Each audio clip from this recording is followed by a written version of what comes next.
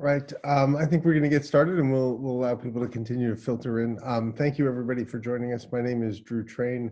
I'd like to welcome you all to There Is No Normal, Only New, and the third installation called Purpose Comes to the Table in a COVID world, where Oberland, a purpose-driven agency here in Manhattan, has taken a look through consumer research at how people are changing their behavior when it comes to food and drink in the US market. I'm joined by a very esteemed panel, which I'm going to introduce you to in just a moment.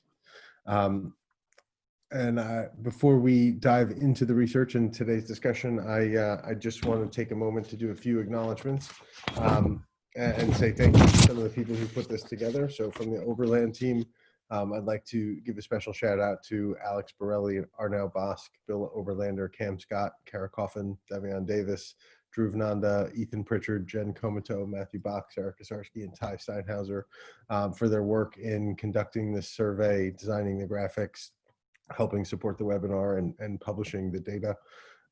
They've been working on this for a couple of weeks, and we're very excited to share this work with you. The work we're talking about is a study of 1,000 respondents with incomes between $35,000 and $150,000 here in the US, a good sampling of all 50 states and geographic territories within the country, and a broad range of ethnicities that we believe is representative of the current US population. We did it with a research partner called Suzy, which is an online platform for real-time insights into any audience. And for the marketers out there, it's a tool we highly recommend and a very good partner. So I'd like to give them a shout out as well.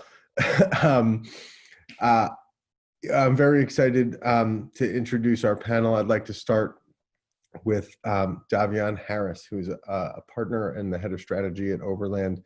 She's the architect behind the research and pulling this together, and she'll be talking us through some of the conclusions today and feeding the panel with great content. I'd like to introduce Jeff Pillett-Shore, who is the marketing director for Allagash Brewing Company in Portland, Maine. After leadership positions with companies specializing in infant formula and organic yogurt, his current job is a little more than 20% cooler, for sure, but less popular with babies. Day-to-day, Jeff leads a team, that handles the brewery, social media, retail stores, tours, packaging, sales support, and much more. We're very excited to have him. So thank you to Jeff for joining. Next, we have Mark Oshima. Mark is the co-founder and chief marketing officer of AeroFarms, a B Corp leading the way for indoor vertical farming and named one of the world's most innovative companies in food by Fast Company 2 years in a row.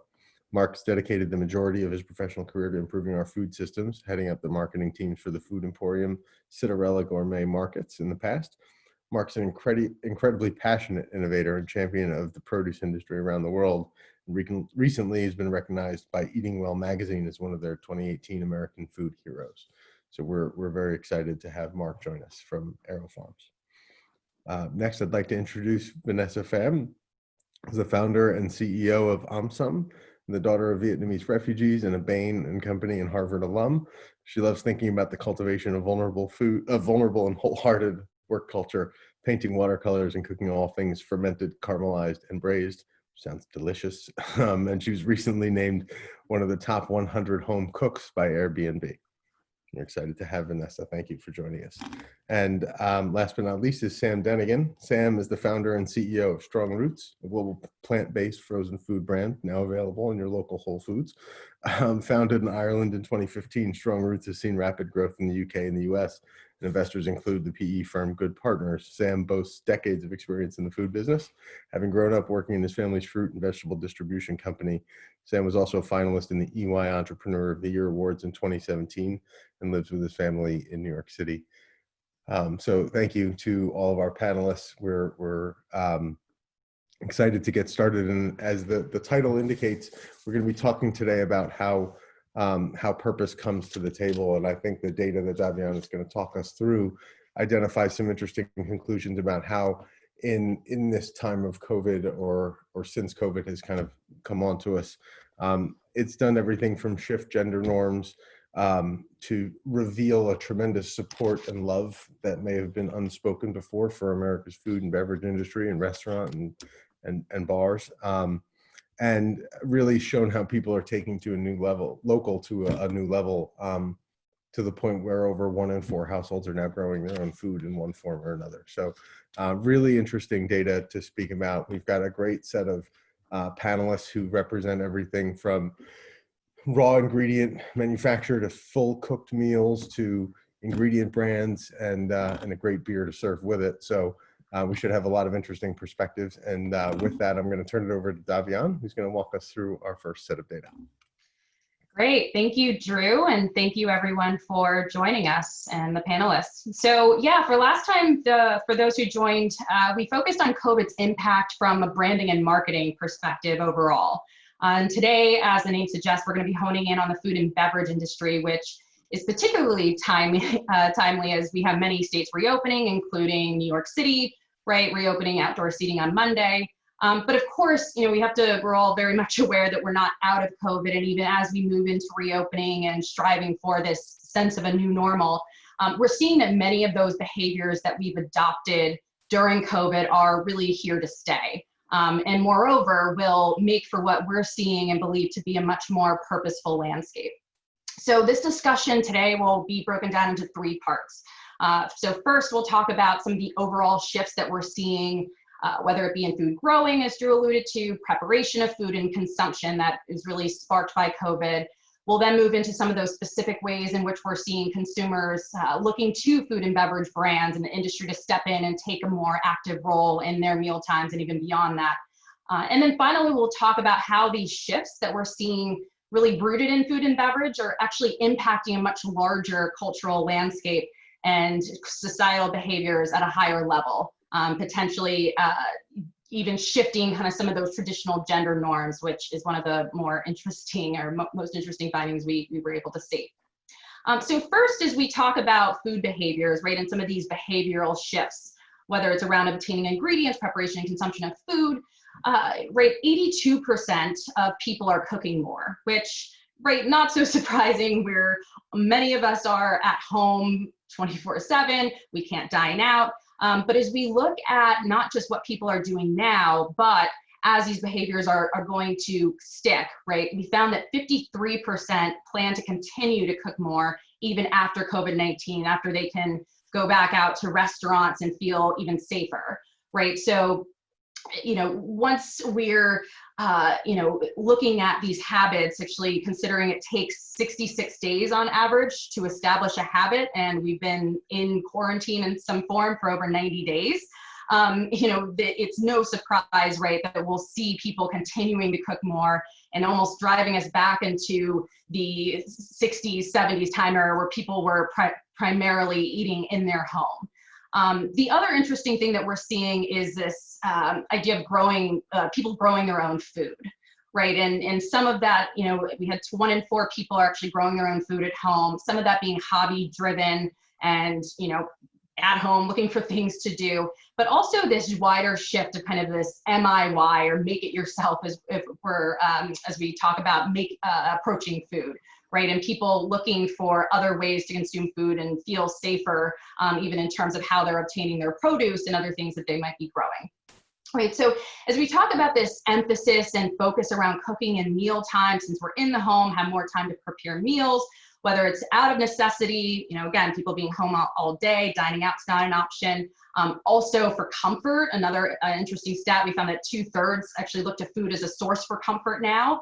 And then the boredom aspect and hobby from that perspective. And then, but really as we talk about reopening, as that's all happening, the point is people are not going to necessarily go back to those pre-COVID habits immediately, right? And so, and this isn't just about that typical weeknight meal and people cooking for those occasions, but also even special occasions or the Friday or Saturday night where, we're used to going out to eat or celebrating a birthday, which I'm sure many of us have celebrated at least one special occasion in the home, and trying to make that something more interesting or special, right? Or replicating that restaurant experience. So thinking about that as, I'm sure there will be people continuing or going back out, but many people might find these kind of new ways to celebrate. I personally have baked 2 3-tier cakes for birthday celebrations. And having done that, I might actually do that even when I can outsource that again. But as a brand, right, thinking about how you can both represent these new norms from an advertising perspective and people celebrating in homes, but also empowering consumers to kind of reimagine those occasions, whether it is the weekend night that they might have gone out traditionally, or the special occasions, even after work happy hours, right, that might move into homes as people continue working remotely more, just feeling comfortable in a smaller group or in someone's home. So Drew, I'll turn it to you to open it up to our panelists. Thank you, Davian. I think that's fascinating. So, when I think back and look at that data as a whole, one of the things that strikes me is, on a self-reported basis, half of families have permanently disrupted their mealtime habits, right? Half. That's a huge change in the market. And I'm curious to know from each of your different perspectives, how something like that might change what you do. And so, Jeff, I kind of want to start with you because from our conversations, Allagash is a brand that, thrives on premise and in America's bars and restaurants. And you've probably had to shift most radically, most quickly. And I'm curious to know what you feel about what's going on. Yeah, it's certainly been an interesting experience for us. We were born as an on-premise brand, on-premise being the jargon for bars and restaurants. We didn't even have a packaged version for the first 2 years of our history when we started 25 years ago. So that's always been our roots. And even among craft beer, where craft beer is very on-premise focused, our tilt has always been even more strongly in that direction. So it's been a huge sea change for us, and it's accelerated a lot of other trends. But so our challenge has been both very much aligned with what you've described and also a little bit different at the same time. It's aligned because people are looking to bring that experience home, and we want to find ways to do that. At the same time, we have historically had more of a sort of special occasion experience built around our home experience. We were largely only in bottles and 4-packs for most of our existence, premium priced, and we were sort of the beer that you would save to have that nice meal, the special meals that honestly so many of the panelists today helped create.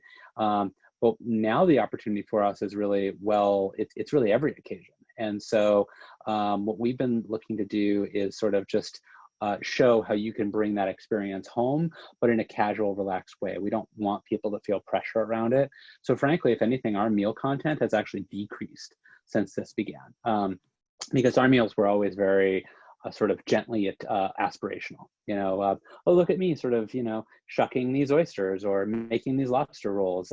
Gives you that taste of Maine, gives you that connection. But that felt a little, that fell off. That didn't feel like that was the right tone, especially for the early going in the first few months of the crisis that we found ourselves in. So we sort of pulled back from a lot of that food content and just allowed ourselves just to be where people were, and really elevated content that would say, okay, you're at home now, let's give you a connection back to maybe that pint that you would have raised in the bar or that you would have had with friends. We can be that sort of lifeline back to something that you lost, but not necessarily through the meal per se. It's interesting that you try to, meet people where they are and give them a chance to focus on your core product rather than some of the kind of associate content that may have been the base of your social practice before. Very interesting shift. Sam, I know I think you and Vanessa are going to have interesting perspectives on this, because the idea of more people cooking at home, sometimes you get to spend a couple hours and cook a nice, fantastic meal, and other times you got to cook something quick. And, as a frozen food brand that's, healthy and nutrition and a great option for people, how has this affected you also as a new brand in the U.S. market entering at this time? What opportunities, what things have you seen for your business? Yeah, it's a super interesting time for us because we've got, 3 companies at 3 different markets between Europe and North America. Jeff used a great phrase there, which is how we started off, which was aspirational. Our products have always been, founded in aspirational convenience, slightly elevated and pitched at a definitely a premium price point for a consumer, that's looking to do something at home, but something that's still quite, you know, Instagrammable at the same time as being delicious and affordable. So with the type of products that we have, the consumer has found them in this time, in an aisle that's shopped usually less than the rest of the store because of the lack of perishability in frozen foods by its nature. So we, you know, to take it market by market, you know, we have a very established presence in the Irish market, a earned but still lots to do in the UK, and you know, very much a fledgling business in the US. What we're seeing in the earlier stage businesses is you know, discovery, and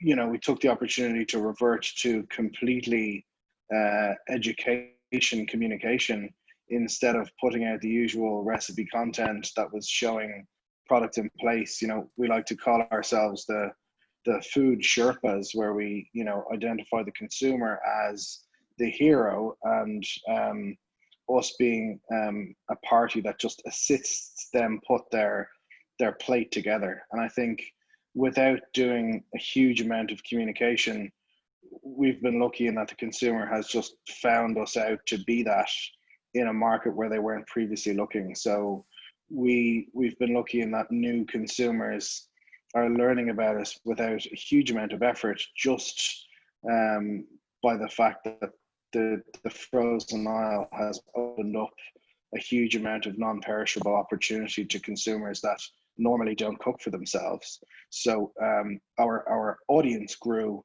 as a result, and it's been about trying to make sure that we can keep that customer loyalty by getting consistency across what we do. But it has been affected in separate territories. So the US, being quite early, has been completely different to an established market in Ireland, which, you know, came under much more severe lockdown restrictions for a longer amount of time. So, you know, where one thing is positive, there's other challenges that we're seeing across the rest of our business. Very interesting.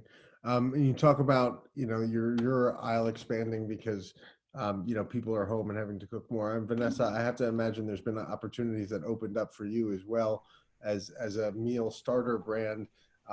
You know, it's got to have been a great time for people to discover you and try not only new brands but new flavors. And you were telling us kind of in the preview how you're thinking about expanding the profile even further. And it's exciting to hear brands with opportunity in a moment where a lot of people are thinking about kind of a dark economy. And I'd love for you to bring some sunshine into this.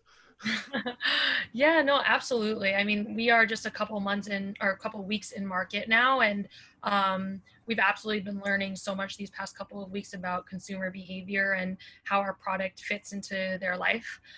So like you said, for those who don't know, we're a Asian meal starter company. So we create proud and loud Asian flavors in what we call like starters, and inside just like all the seasoning for a specific Asian dish. And there's kind of multiple fronts on which our product has been fitting into consumers post like kind of shelter in place lifestyle.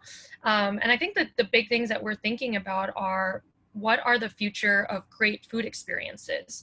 I think people used to almost completely rely on restaurants to provide that for them. And now they're seeing that that might actually have to fall into their own wheelhouse, and they might have to create those opportunities for themselves. And specifically, I think there's kind of two areas that this is interesting. One is around like elevation of cooking. So maybe you used to have your like pasta and chicken rotation, and now you're trying to elevate it to something a little bit, maybe not fully aspirational to Jeff's point, but something a little bit more exciting and fresh. And then the second piece is around diversification. So I think a lot of people would stick to their comfort zone in their more transactional weeknight cooking and then leave the new flavors for the experts on the weekends. But I think in restaurants, but I think with today's kind of shifting landscape here and the future of restaurants looking really uncertain, consumers are trying to find ways to bring those experiences in-house and equip them with the right tools to be able to make different cuisines than they have been used to. And so that's really what we're all about at OMSOM, trying to bring Proud Loud Asian flavors into American homes between like tomato sauce and olive oil. Like we think Asian flavors should be there. And definitely early on, we've been seeing consumers of all backgrounds really interested in trying to diversify what they're cooking in the house. So yeah, a really interesting time for our company to be launching. Muted myself, but hopefully your success will continue and you guys will take off. Mark, I want to bring you into the conversation. AeroFarms is in vertical farming, which is a hugely innovative and important space as we go forward. And as you see a number like 1 in 4 people starting to grow your own food, I got to imagine that's an encouraging sign for you that people are starting to care much more about how food is grown. And I wonder if you'd have any comments on something like that. Yeah, no question. That's exciting. What we see is not just a fad, but really a trend overall in terms of people wanting to know where their food's coming from, where it's sourced, how it's prepared. And the idea that they're actually growing it takes it to the next level in terms of thinking about that connection and appreciation. I mean, I have my windowsill for my scallions as well. But the idea that, how do we reimagine, our sort of local economy? And so our focus at AeroFarms, just to take a step back, since 2004, we've been very much focused on enabling local production to be part of the community, for the community. We build farms in the cities, where the people are. And we repurpose old abandoned buildings and kind of breathe new life into them. And so we've been very much passionate about thinking, how do we drive that connection with food? How do we increase access to healthier food? We partner with schools. We have small farm initiatives, we have large scale initiatives. We work with a wide range of different selling partners about creating more appreciation about where your food's coming from and how it's grown. So yeah, these trends, the idea of not only cooking more, but also growing it is exciting for us, because this means that at the end of the day, you're gonna have a more informed consumer who's gonna be able to make better decisions as we move out of this. That's fascinating. Mark, I also, I know you and Jeff and Oberland as well. We're all B Corps. And that was one of the things that was interesting to me as we pulled this together. I wonder if you want to talk a little bit about what you see the role of a B Corp might be right now. That's just a little bit more special than maybe, or a little bit more to the next level than maybe a traditional corporation. Yeah, well, that's the idea of understanding who you are, your mission, your vision, your values. And what's great about the Certified B Corporation is that all of a sudden there's a scorecard, right? And how you're doing, a transparency about how you're doing not only environmental factors, but societal factors. So you're developing this common language and thinking, for us, it's beyond the world of agriculture, beyond the world of organic, but really thinking about how business can be a force for good and how we can partner then with other industries to really be able to move us to a better place in terms of what business can do. What's important about the B Corps, and we talk about the mission though, more than ever, is this: when you're faced with new challenges, again, for us, our mission is about how we can grow the best plants possible for the betterment of humanity. And we really distilled it down though in terms of what we're doing the last few weeks. We're tremendously proud that we've maintained our farm operations throughout everything. Right? So the idea that we feel as a food producing company, the responsibility to be able to have food out in the marketplace and feeding our community, right, is such a rallying cry for us right now. And so we think that that's really been one of the things that's helped unify us as a company, bring the people together, because it's that shared mission, and the B Corps is a big part of that. That's great. Thanks, Jeff. Do you have anything to add on that? I think Mark said it beautifully. I think the only thing I would add is that, I think that what's happened is that essentially a great percentage of consumers, if not all of them, have essentially turned to all of their brands that they look to and ask them all to become B Corps, whether they knew it or not. I don't pretend that they actually wanted it by that brand, but they really wanted to know, like, are you taking care of your employees? I mean, the amount of questions that popped up of like, are you paying your employees fairly? How are you compensating them for, if they get sick and take time off? Like, we all sort of, in the best way, started focusing on social justice. And that was at the very beginning.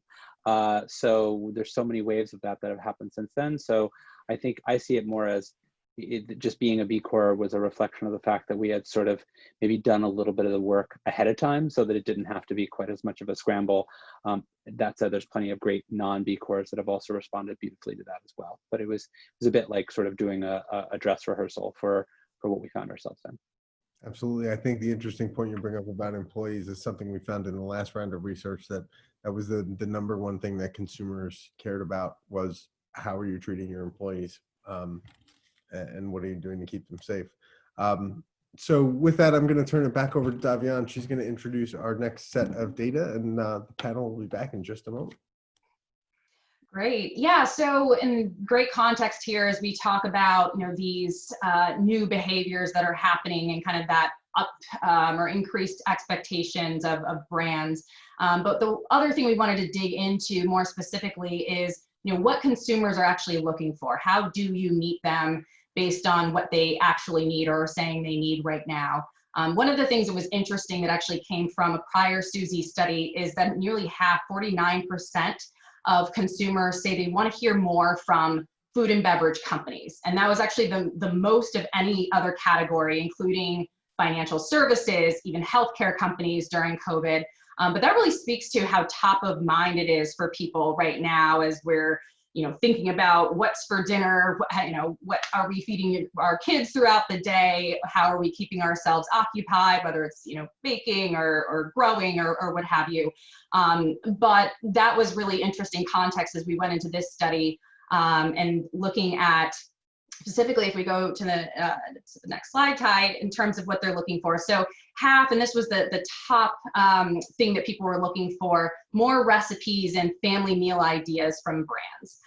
But really to contextualize that, and based on the last discussion, what we're seeing, it's not just the recipes, right? In terms of, oh, give me a blanket, chicken recipe, but how are you helping me be more creative? How are you helping me plan? How are you helping me create more unique experiences? As you said, Vanessa, elevating those experiences, diversifying, given, the special occasion, given people are at home more and needing to just come up with more creative ways where they could, again, outsource or, change it up every once in a while, where it's now, bringing that all in-house essentially. And so beyond recipes, right, we're seeing, consumers thinking about food availability, wanting that reassurance, and food production. I mean, as safety has obviously been on top of mind. So some of those more specific things and aspects, but also the recipes and meal planning being important as well.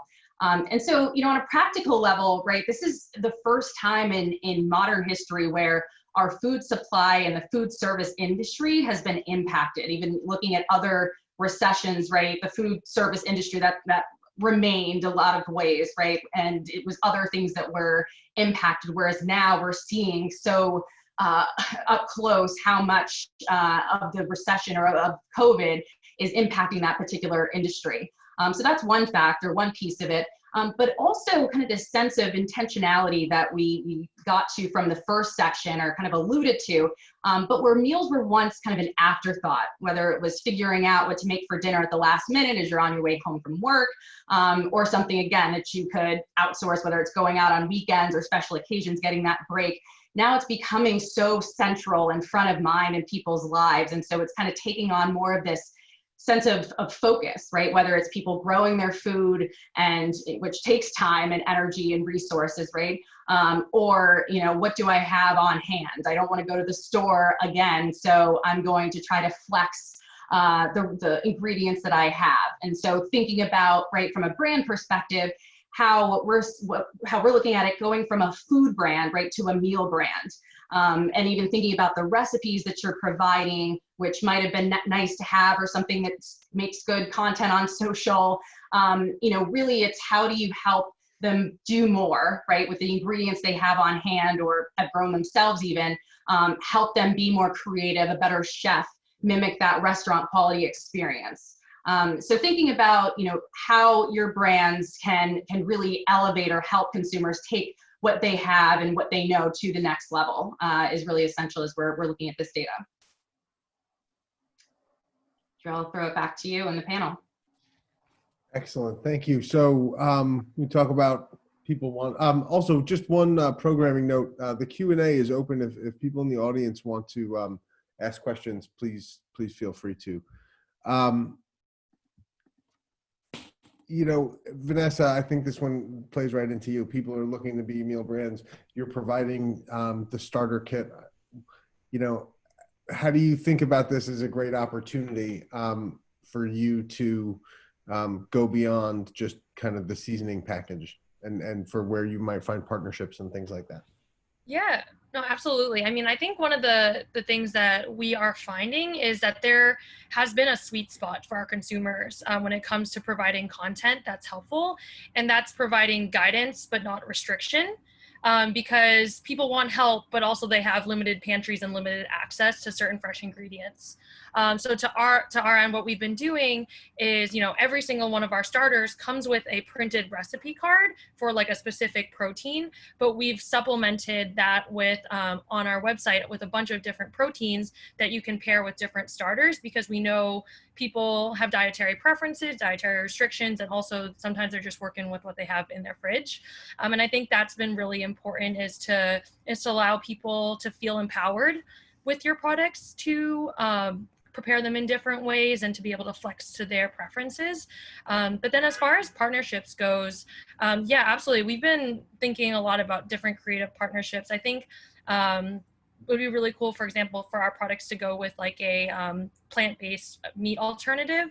I think that we have recipes for using it with tofu, for example, but I think it could really go with a lot of different products and protein-based products in that way. So yeah, definitely just want to make sure consumers feel empowered to use the product flexibly. Great. And Sam, I know you talk about that a lot too, with products that can be, you know, the star of the dish, that can be a side dish, that can be a dish unto themselves or an appetizer. You know, when you start to think about who you want to align your products with and how those relationships should be formed, what comes to mind? Yeah, one of the criteria that we always have to check the box of when we're doing new product development, regardless of what territory it's in, is that multiple occasion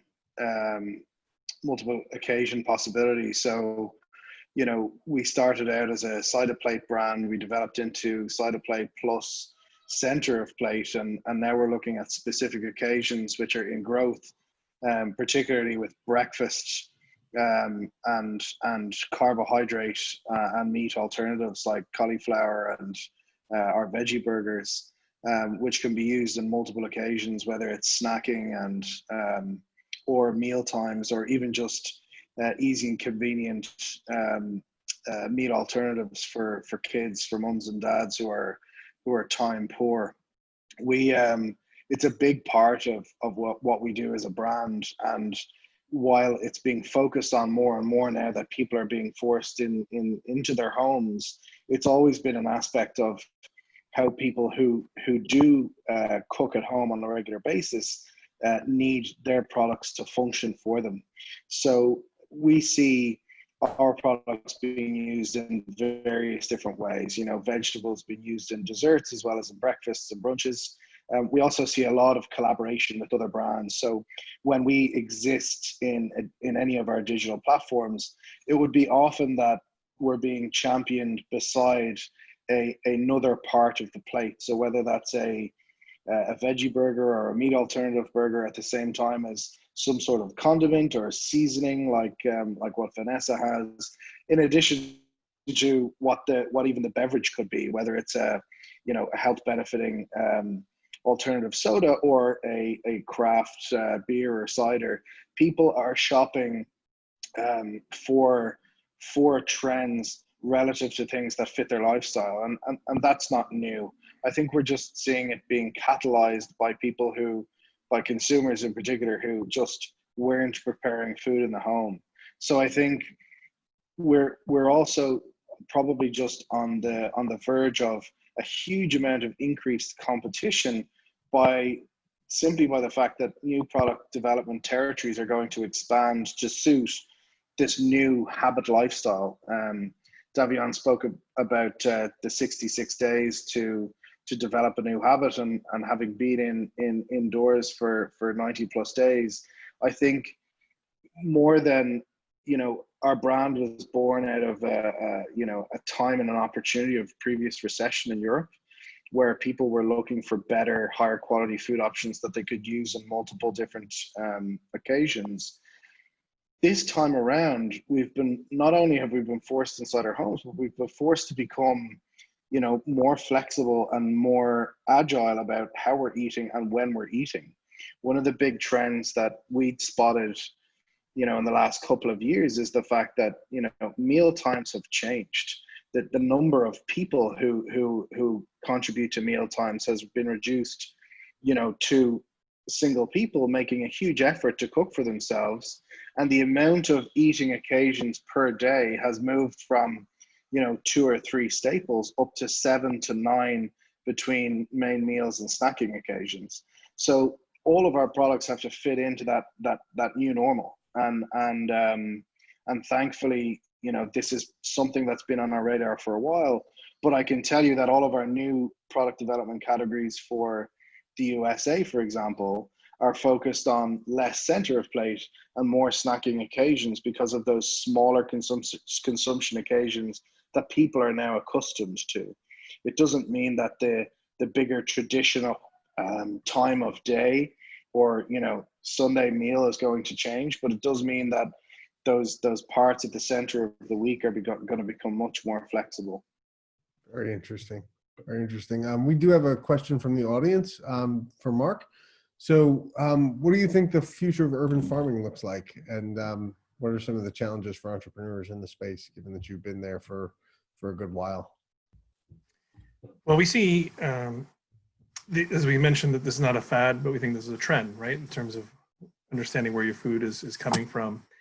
We just announced a major program with World Economic Forum and their new Healthy Cities and Communities initiative. It's kicking off in Jersey City. 4 major cities have been identified: Austin, Mumbai, Moscow. But we're going to have multiple farms that are going to be really part of the fabric of the community. We're going to have a working farm right in City Hall, in senior assisted living. We're going to have it in public schools. And we see that this is, particularly with organizations, and our focus is from AeroFarm has always been on large scale global impact. You know, how do you scale these in an efficient way? Well, identifying the right partners is part of that equation. But we see, you know, when the question was really around worldwide, you know, the challenges that we see here in the US in terms of whether it's climate change, the fact that we have a very centralized production, we have urbanization, increasing population. These macro issues are much more acute in other regions as well. And so issues around food sovereignty, food security, the food resiliency are really quite significant. We announced a few months ago a new farm we're doing in Abu Dhabi in the UAE. It's going to be the world's largest indoor vertical farm just for R&D. And the idea is, again, thinking about relevant crops that are applicable for those regions. But also a big part of what AeroFarms does is working with major Fortune 100 companies and helping them solve their ag supply chain related needs. And so we're helping the industry overall and be able to be a catalyst for further change. And so we see huge opportunities in many, many different regions right now. That's great. Thank you for that commentary. And Jeff, real quick to bring you in, back to the point you made earlier about switching your social media content away from maybe some of the meals because they felt a little maybe luxe for the moment.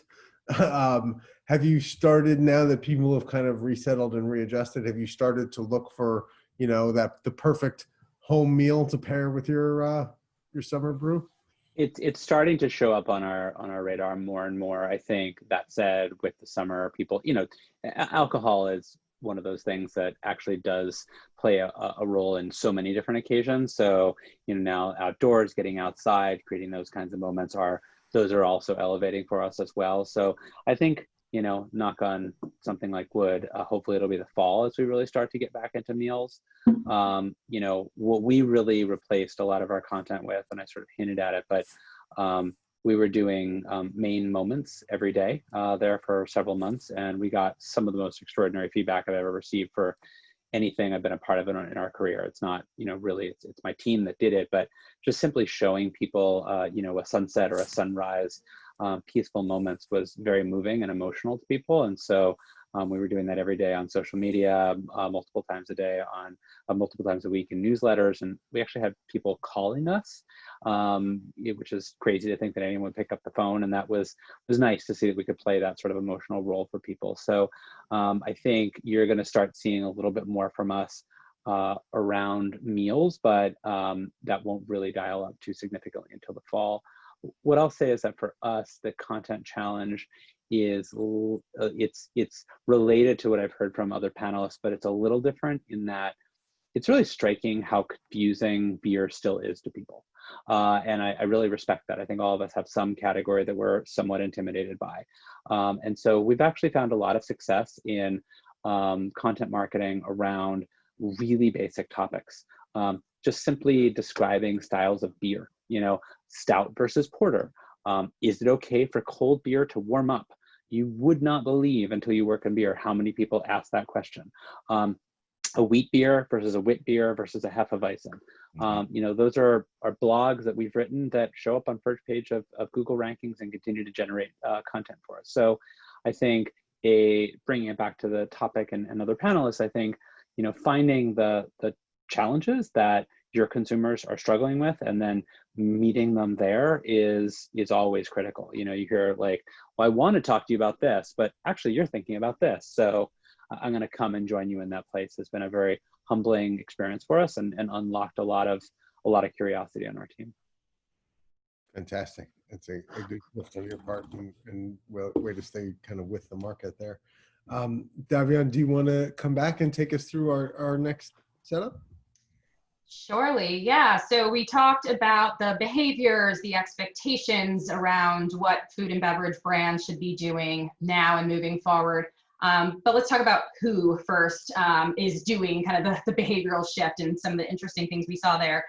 So the first thing that was really fascinating to us as we dug into the data a bit in terms of new behaviors that people are doing around food and beverage and shopping is that 3 times more men are actually taking on household responsibilities like grocery shopping and cooking since COVID began.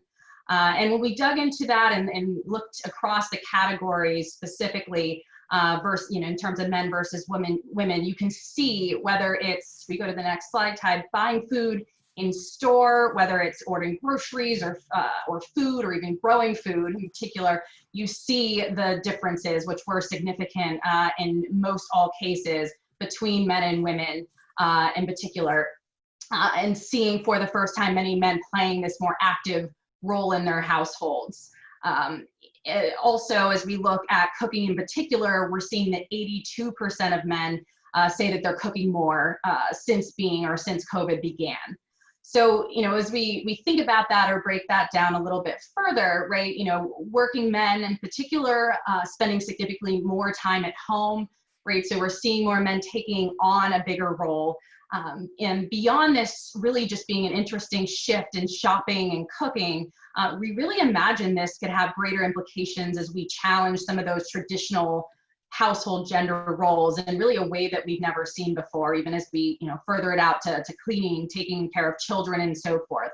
And of course, right, many households, this is nothing new for men to share or even own, be the primary contributor in terms of grocery shopping and other household responsibilities.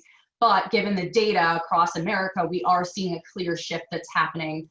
And so for brands, right, that are already reflecting men and non-traditional gender and family dynamics, it's proving that it's even more important to do so. And as we're seeing this potentially continue to play out. Additionally, we're seeing this idea of, you can go ahead a few more, the effects on empathy, right, as we talk about within the food and beverage space. And Jeff, you touched on that, and we had looked at some of the kind of attitudes around consumers and what they're expecting from companies and employers in particular. But with people, ordering takeout and delivery in particular, shopping at local food businesses, giving additional money or tips to wait staff and delivery workers and so forth.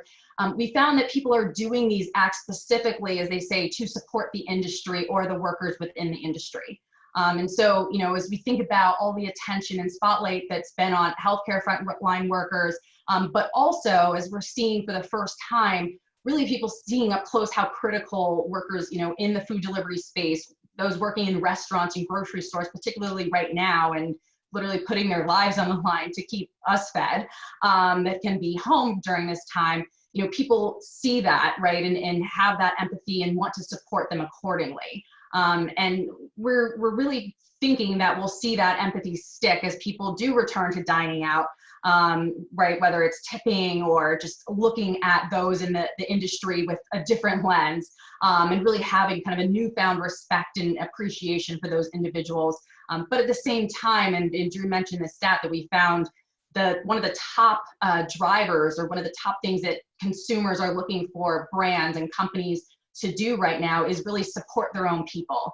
And so, again, having that higher expectation, we talked about B Corps and, being ahead of that curve and what that really looks like on a wider scale, and so we do expect to see consumers really holding more brands and companies accountable, whether it's around, how they're treating employees, even obviously in the midst of the current racial tensions, what boards are looking like, all of the structures. People are really going to be digging in further to what companies are doing across the board as we move forward.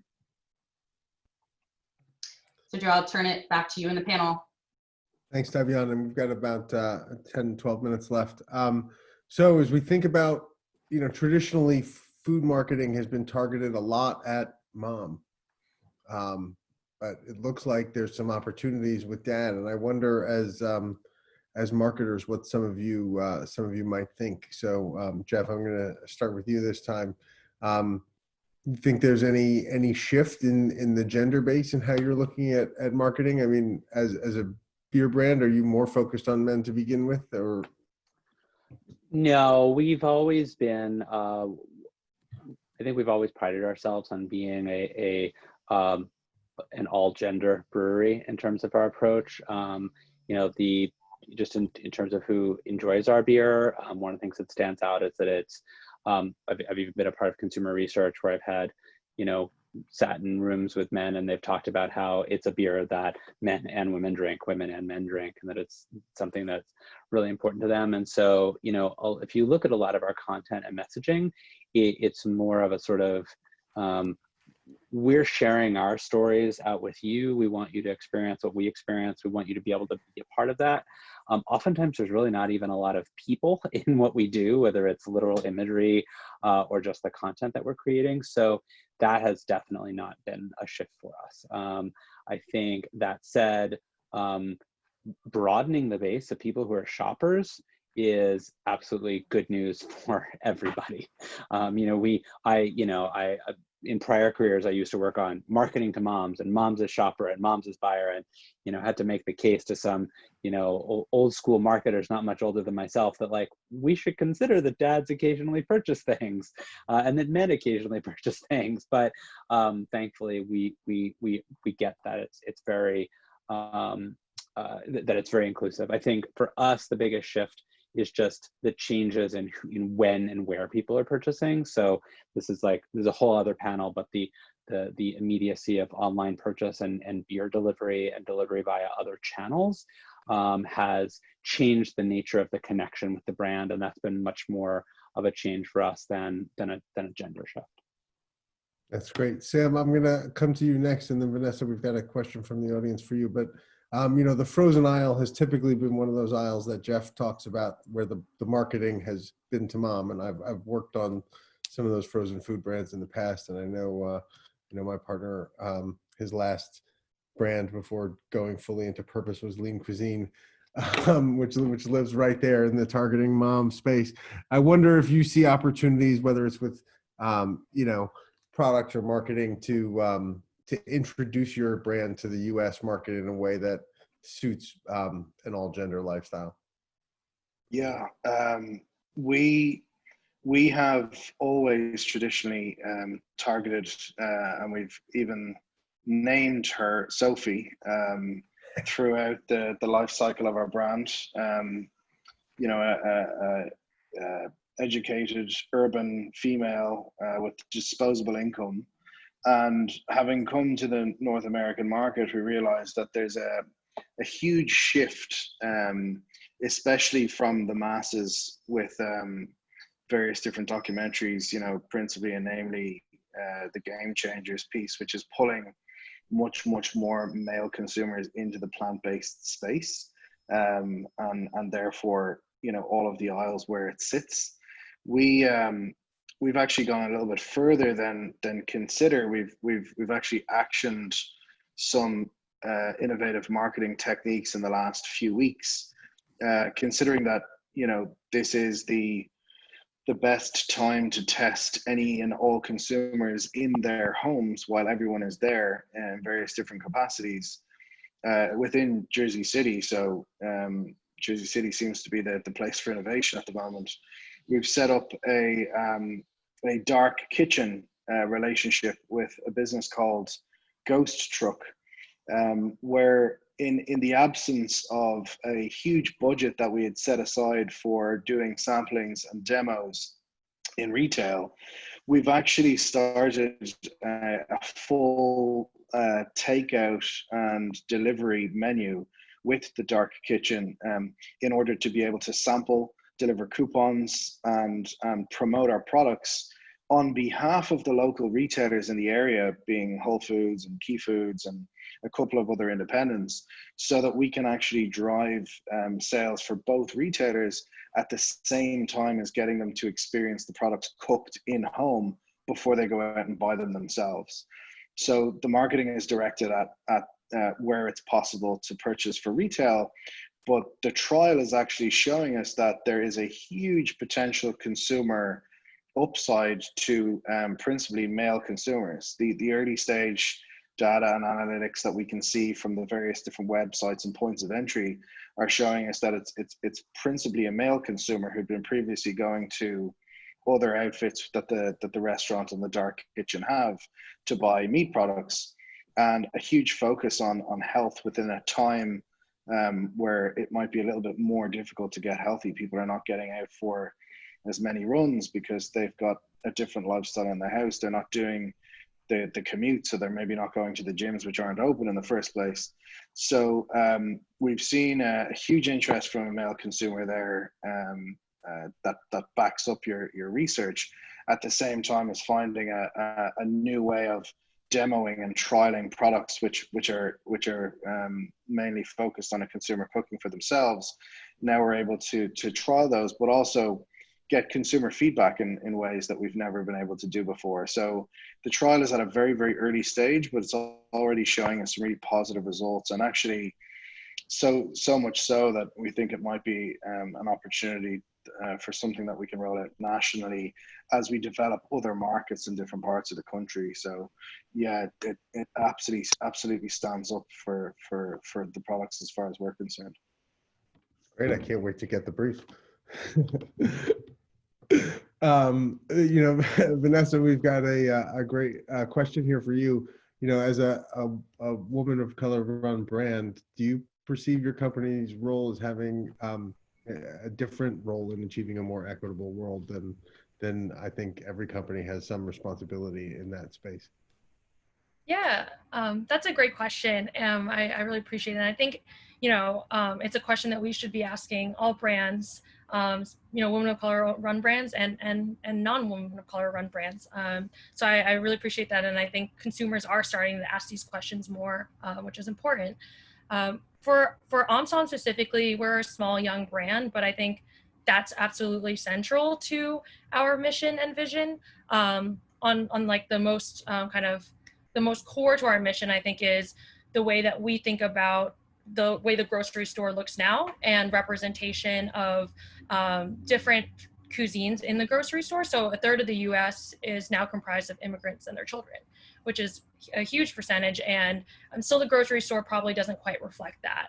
And so for us, what we really want to do is create products that amplify Asian flavors and amplify Asian stories and perspectives. I think food is a really important language. It's a reflection of narratives and of history and culture.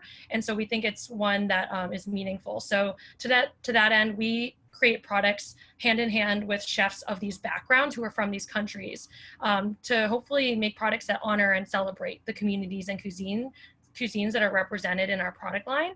And then beyond that, I think with everything going on with the Black Lives Matter movement, we absolutely take like a strong stance on that, doing our part as a small brand, donating 5% of our sales this month to Color of Change. And then beyond that, trying to amplify Black founders, Black brands, and content creators is important to us as well. So those are some of the things that we're doing, but overall, I would say that's just a huge part of everything that we do, and is core to our mission. That's amazing, and it's important to have brands that tell those stories and represent those authentic cuisines and bring that representational aspect to it. And I think I'll ask a closing question to Mark, because I think a core mission, from what I understand of AeroFarms, is that equitable food and equity in that context is core to what you guys are trying to do in changing the food system.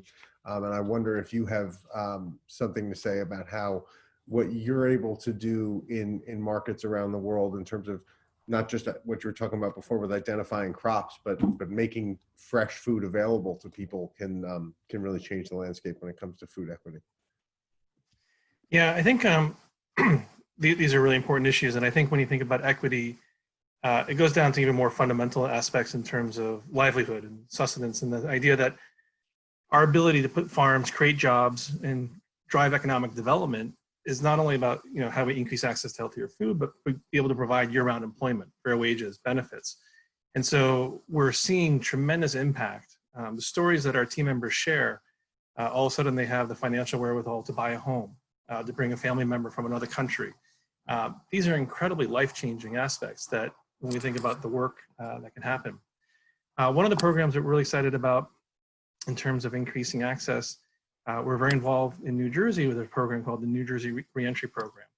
And so this is about giving second chances, and the idea that you paid your debt to society, how can we welcome back and provide the tools to make sure people get another chance? And so these are the things as a company, we've always said we've been mission driven, but these are the things that are near and dear and what we're driving. And so we see, how do we extend this into other areas and other markets and other regions? And so it's a big part of who we are and what we're doing.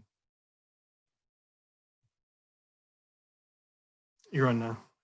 Yeah, thank you for that answer. And it's great to close on questions about equity and social responsibility, particularly at a time when that's in the focus of everybody right now. I'd like to thank our panel for joining us today, Jeff, Vanessa, Mark, and Sam. It's been a great conversation. I really appreciate your thoughts and insights, Davian. Thank you for doing such an excellent job in fielding this research and digesting it for us. And everyone in the audience, thank you for your time and attending. I know there's lots of options for webinars. We're grateful that you came to hear us today. And we will be sharing the slides from this with you.